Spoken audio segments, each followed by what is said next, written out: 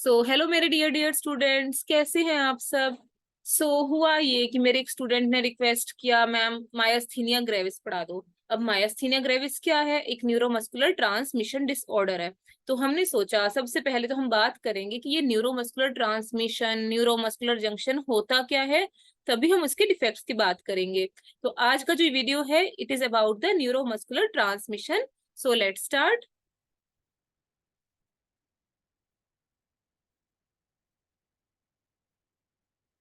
सो neuromuscular transmission, और neuromuscular transmission से भी पहले एक चीज समझेंगे, neuromuscular junction.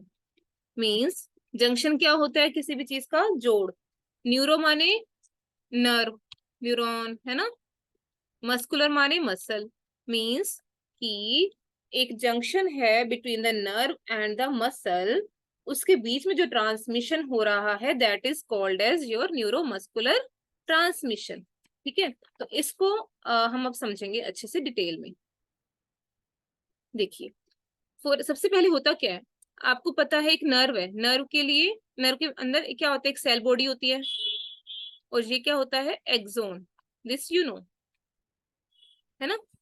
So what happens कि सेल के जो सराउंडिंग, सेल के जो एक्सोन्स हैं, एक्सोन्स के सराउंडिंग में there is a sheath which is called as the myelin sheath. This sheath is called as the myelin sheath.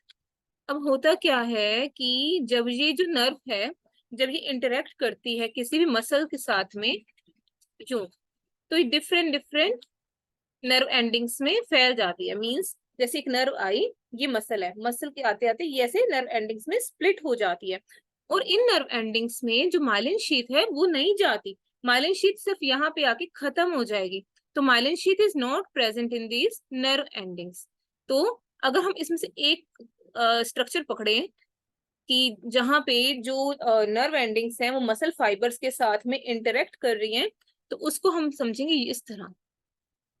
Suppose जो nerve ending है, नर्व एंडिंग थोड़ी सी इस तरह से दिखती है, ठीक है। और ये हमारे क्या हो गए? मसल फाइबर्स, मसल का पार्ट। ठीक है, ये मसल का जंक्शन है, मसल का एंड प्लेट कह सकते हो, और ये नर्व की एंड प्लेट है। ठीक है, तो इसको ही हम आगे समझेंगे। इधर देखिए, ये कुछ इस तरह से दिखता है, ठीक है। और ये क्या है तुम्हारा? मसल। ये नर्व का लास्ट पार्ट है, नर्व का टर्मिनल है। ये तुम्हारा मसल का टर्मिनल है, ठीक है।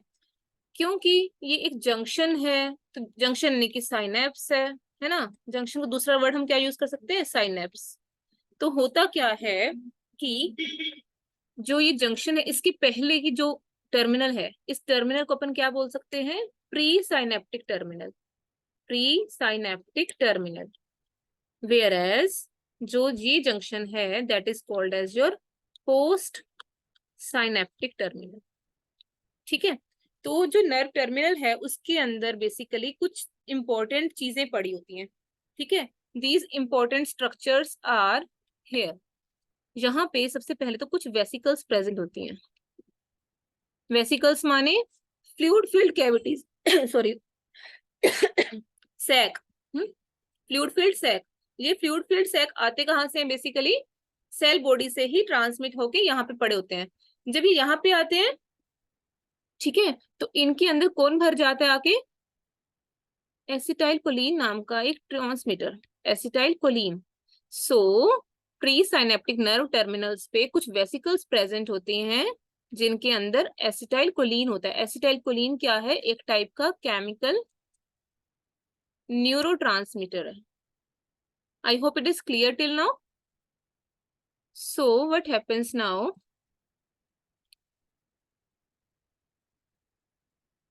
Just a second, yes.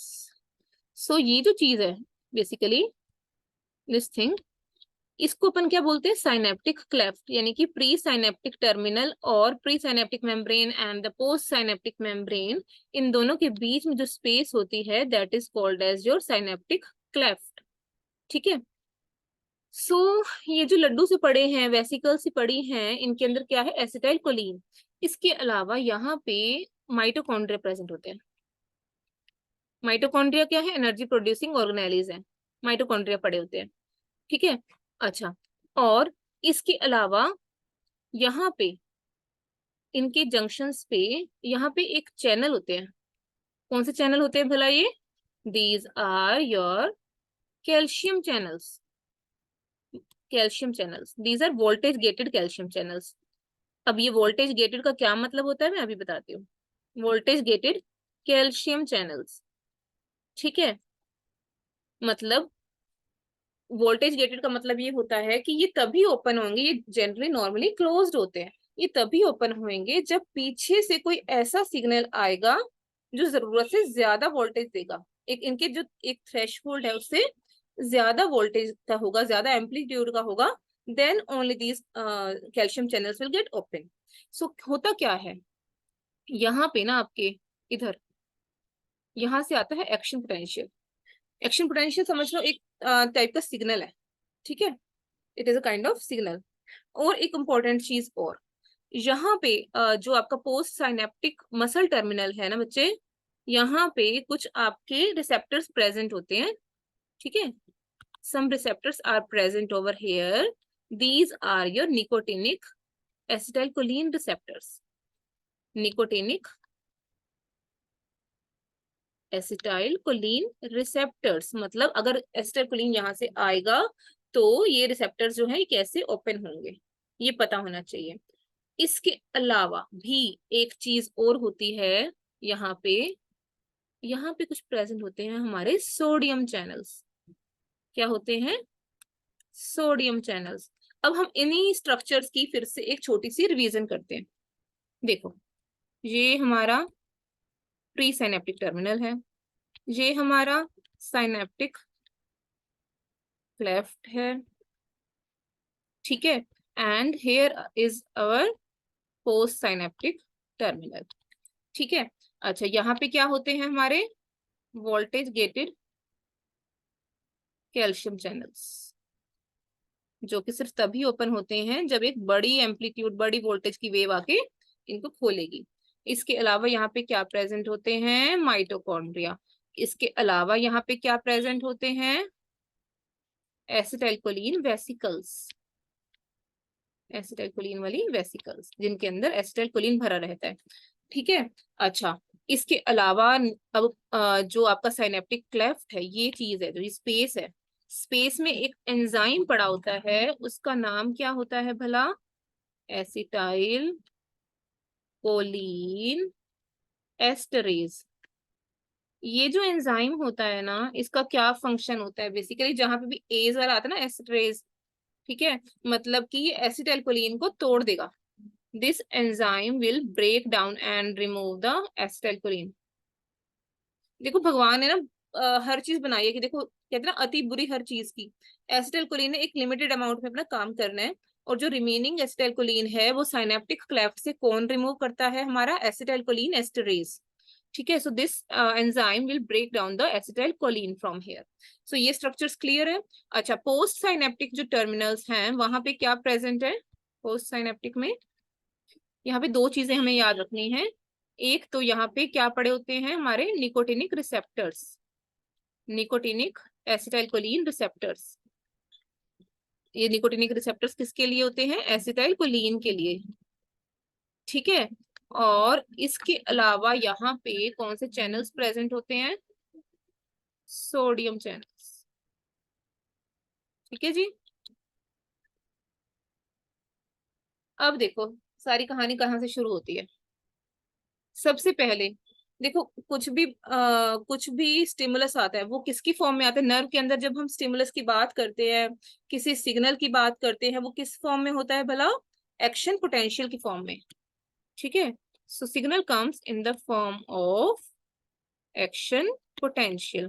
अभी तुम ये समझो कि एक्शन पोटेंशियल ना एक मैसेज है, एक सिग्नल है, वो क्या करेगा? नर्व एंडिंग तक जाएगा, एक्सोन्स से क्रॉस होता हुआ सेल बॉडी ने किया कि हाँ जी इनको बोल के आओ, ठीक है, मसल फाइबर को ये एक्शन दे के आना है कि देखो फॉर एग्जाम्पल एक नर्व है, उसने वो कोई स्टिमुलस देगी तभी मसल अपना काम करेगी ना, कि सपोज मसल को कॉन्ट्रैक्ट करना है तो there should be a action potential, there should be a message to the nerve endings through the nerve endings to the muscle, end plate.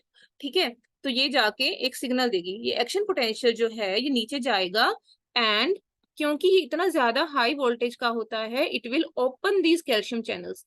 तो इसके थ्रू क्या करेंगे, कैल्शियम जो है चैनल्स ओपन हो जाएंगे and calcium will come inside. ठीक है, calcium will come inside. All right, so calcium अंदर आके क्या करेगा, इसका एक क्या काम है, कैल्शियम क्यों अंदर आया, ऊपर से माइटोकॉन्ड्रिया भी है यहाँ पे, कैल्शियम ने अंदर आके ये जो वेसिकल्स पड़ी थी ना, इनमें से आपका जो एसिटाइलकोलिन है उसको रिलीज करवा दिया, थ्रू विच प्रोसेस, एक्सोसाइटोसिस, मतलब सेल से बाहर निकाल दिया, वेसिकल से बाहर निकाल दिया इसको, एसिटाइलकोलिन को। तो एक्शन पोटेंशियल आया, उसने कैल्शियम चैनल्स ओपन किए, कैल्शियम चैनल्स अंदर घुसे और उन्होंने एसिटाइलकोलिन को धक्का मार के वेसिकल से बाहर निकाल दिया। ठीक है, is it clear? So it will lead to release of your acetylcholine from the vesicles through the process of exocytosis into your synaptic cleft. ठीक है, अब क्या होता है, ये जो synaptic cleft है यहाँ पे आके एसिटाइलकोलिन क्या करेगा, अपने एसिटाइलकोलिन रिसेप्टर्स को, अपने एसिटाइलकोलिन रिसेप्टर्स के पास में जाएगा। ठीक है, डिफ्यूजन के थ्रू, थ्रू डिफ्यूजन ये डिफ्यूज कर जाएगा साइनेप्टिक क्लेफ्ट से। सिंपल डिफ्यूजन क्या होता है, higher concentration to lower concentration. तो acetylcholine will diffuse to the आपके acetylcholine receptors at the post synaptic membrane. ठीक है, जैसे ही यहाँ पे पहुंचेगा ना, यहाँ पे एक पोटेंशियल जनरेट होगा, क्योंकि एक्शन पोटेंशियल ने दिया था अपना स्टिमुलस, यहाँ पे एक एक्शन अपना, यहाँ पे एक पोटेंशियल जनरेट होगा इस जगह पे। ठीक है, that we call the end plate potential। यहाँ पे जो पोटेंशियल जनरेट होता है उसे हम क्या बोलते हैं, एंड प्लेट पोटेंशियल। ठीक है, इज इट क्लियर? सो जो एंड प्लेट पोटेंशियल है ये क्या है, ये भी इतना ज्यादा स्ट्रॉन्ग है ना, ये सारे भी इकट्ठे होके क्या करते हैं, यहाँ पे जो सोडियम चैनल है, सोडियम चैनल को ओपन कर देते हैं। यहाँ पे सोडियम चैनल प्रेजेंट है ना, तो एंड प्लेट पोटेंशियल ने क्या किया, जब पोस्ट साइनेप्टिक मेम्ब्रेन पे पहुंचा, it opens the sodium channels. इसके थ्रू क्या होगा, सोडियम अंदर घुस जाएगा, सोडियम की आउटसाइड से इनसाइड एंट्री हो जाएगी। सोडियम के अंदर एंट्री हो जाएगी तो उससे क्या होगा, देखो किसी भी चीज के अंदर अगर पॉजिटिव चीज ज्यादा आ जाएगी, जस्ट अ मिनट, सी ये हमारा पोस्ट साइनेप्टिक इशू है ना, पोस्ट साइनेप्टिक एरिया है, यहाँ पे अगर आपकी सोडियम चैनल्स की एंट्री हो जाए, सोडियम की एंट्री हो जाएगी तो अंदर क्या होगा, पॉजिटिव हो जाएगा सारा कुछ। अंदर पॉजिटिव हो जाने का मतलब क्या होता है, मेम्ब्रेन की इंटरनल साइड पॉजिटिव हो जाने का मतलब क्या होता है, सिंपल सा डीपोलराइजेशन। तो यहाँ पे आपकी डीपोलराइजेशन हो जाएगी। डीपोलराइजेशन जनरली आपको पता है क्या कराती है, मसल कॉन्ट्रैक्शन। तो जैसे ही डीपोलराइजेशन होगी muscle will start contraction. Okay, so इसको हम एक फ्लो चार्ट के रूप में रिवाइज करेंगे अभी। ठीक है जी,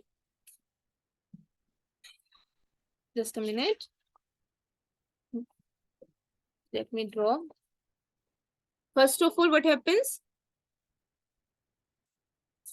there is there is a action potential। ठीक है, which stimulates the nerve ending। ठीक है, वो भी कैसे आता है, basically through the depolarization of motor neuron. उसके बारे में हम बाद में आएंगे। फर्स्ट ऑफ ऑल तुम बस इतना ध्यान रखो कि एक्शन पोटेंशियल है वो नीचे आया, उसने क्या किया, वो it will reach to motor end plate, it will reach to motor and plate, it will open the voltage gated calcium channels, voltage gated calcium channels in the presynaptic membrane, presynaptic membrane। उससे क्या होगा, it will trigger the release of acetylcholine from the vesicles, उससे through the exocytosis। उससे क्या होगा, it will diffuse across the synaptic cleft, diffuse across the synaptic cleft।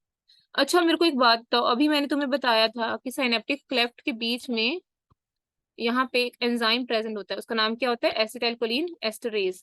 उसका function क्या होता है बेसिकली, कि जो रिमेनिंग एसिटाइलकोलिन है ना उसको रिमूव करना। ठीक है, क्लियर। अच्छा, so it will diffuse, coming to the topic, it will diffuse across the synaptic cleft, जो एसिटाइलकोलिन है। अच्छा, साइनेप्टिक क्लेफ्ट से डिफ्यूज होके वो फाइनली कहाँ पहुंचेगा, आपके पोस्ट साइनेप्टिक टर्मिनल पे पहुंचेगा। क्लियर, पोस्ट साइनेप्टिक टर्मिनल्स पे जाके it will bind to your nicotinic acetylcholine receptors. ये भी हम पढ़ चुके हैं, निकोटिनिक एसिटाइलकोलिन रिसेप्टर्स।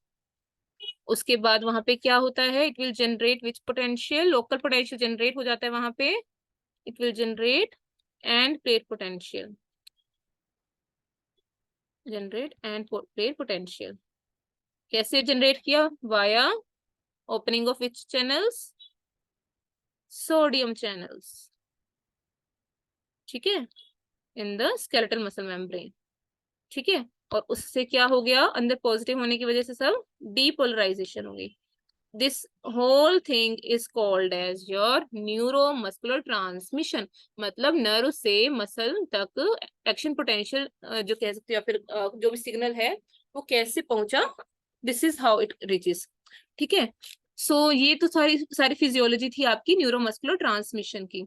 अब जो हमने डिसीज पढ़नी है, डिसीज मैं आपको नेक्स्ट वीडियो में पढ़ाऊंगी, but I want you to understand just a basic thing about this disease that is called as the myasthenia gravis. What is this? Myasthenia gravis and एक और syndrome होता है इसके अलावा, that is the Lambert-Eaton syndrome और Lambert-Eaton syndrome, जो भी आप कहना चाहो इसको। अब इसमें कुछ कंफ्यूजन नहीं है, ये आपने बस इतनी सी चीज याद रखनी है कि आपके अगर सपोज ये हमारा कौन सा टर्मिनल है, प्री साइनेप्टिक टर्मिनल, ये हमारा कौन सा टर्मिनल है, post synaptic terminals. Post synaptic terminal पे कौन से रिसेप्टर्स पड़े होते हैं, nicotinic receptors, nicotinic acetylcholine receptors. ठीक है, अब अगर मेरी बॉडी के अंदर उल्टी सीधी एक्स्ट्रा एंटीबॉडीज बन जाए against these nicotinic acetylcholine receptors, then what will happen, मेरे रिसेप्टर्स काम करना बंद कर देंगे। Because you know myasthenia gravis जो है, it is an auto immune disease. इसमें क्या होता है, जो एसिटाइलकोलिन रिसेप्टर्स हैं निकोटिनिक, उनके अगेंस्ट एंटीबॉडीज बन जाती हैं, जिसकी वजह से ये रिसेप्टर्स अपना फंक्शन करना बंद कर देते हैं। एंड अब अगर रिसेप्टर्स अपना काम करना बंद कर देंगे तो क्या होगा, क्या मसल अच्छे से कॉन्ट्रैक्ट कर पाएगी जब भी कोई स्टिमुलस मिलेगा, नहीं। तो उससे क्या होगा, it will lead to what, muscle weakness. ठीक है, मसल वीकनेस होगी, फैटिगेबिलिटी होगी, मतलब मसल थक जाएगी, हम थक जाएंगे। और इसके अंदर एक इम्पोर्टेंट जो फीचर होता है वो होता है, मैं उतार के बता रही हूँ, that is your drooping of eyelids. जैसे अपनी नॉर्मल आईज है, ये ऐसे होती है, ऐसे, तो that is called as the ptosis. ये इसका एक इम्पोर्टेंट फीचर होता है। बट येस, मायास्थीनिया ग्रेविस के बारे में डिटेल में I will teach in the next video. अच्छा, अदर देन दैट एक और इम्पोर्टेंट वीडियो होती है, दैट इज योर सॉरी एक इम्पोर्टेंट डिसीज होती है, that is your Lambert Eaton syndrome. Lambert Eaton syndrome, इसमें क्या होता है बेसिकली, ये हमारा प्री साइनेप्टिक है, ये पोस्ट साइनेप्टिक है। बीच में कौन बैठे थे, कौन से एंजाइम बैठे थे, एसिटाइलकोलिन एस्ट्रेज। ठीक है, जो कि आपके एसिटाइलकोलिन को, बचे हुए एसिटाइलकोलिन को रिमूव कर रहे थे। अब अगर ये जो एंजाइम है इसके अगेंस्ट एंटीबॉडीज बन जाएंगी तो ये फंक्शन करना बंद कर देगी। तो क्या होगा, एसिटाइलकोलिन बहुत सारा एक्यूमुलेट हो जाएगा, एक्यूमुलेट हो जाएगा, लेकिन रिसेप्टर्स उतने हैं नहीं, तो इससे भी अगेन मसल वीकनेस वगैरह होगी। ये भी हम अलग से सेपरेट वीडियो में डिटेल में पढ़ेंगे। So all this was about your neuromuscular transmission. I hope आप लोगों को समझ में आई होगी। अगर इसके अलावा आपको कोई भी डाउट होता है रिगार्डिंग दिस टॉपिक और any other topic, you can just message me in the comment box. So thank you.